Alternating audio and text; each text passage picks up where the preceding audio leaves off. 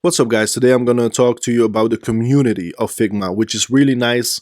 Here you can just click on the community and it will bring you to here.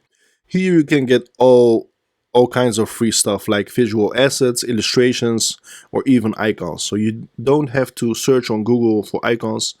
You can just get them. So I'm going to show you how to get them. Just click on it. Obviously, it's going to show you icons.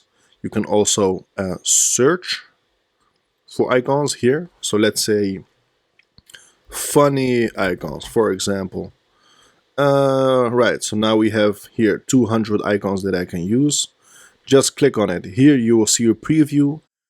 This is gonna take like a little bit, just a few seconds, depending on your computer speed and your Wi-Fi speed, internet speed.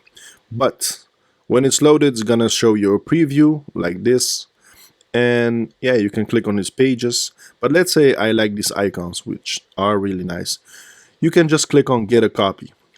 And since the community is connected with your own Figma, it will load them immediately in your Figma, and now it's also saved in your Figma, so this will never go away until you delete it yourself.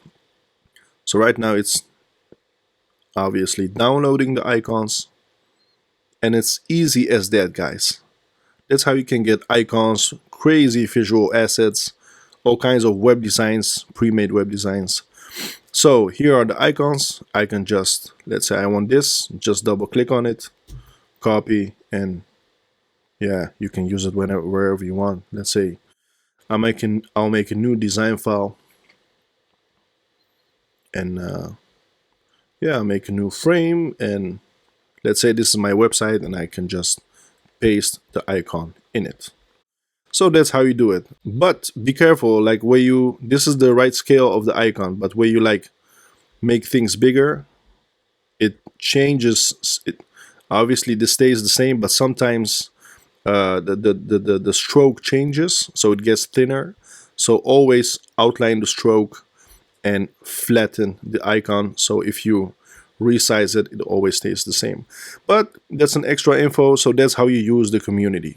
If you want to go back, you just click on the back icon, and yeah, you can start searching for other things, or just go back again and search for whatever you like. So that's how you use the community, guys. Good luck. If you have any questions, just let me know in the comments.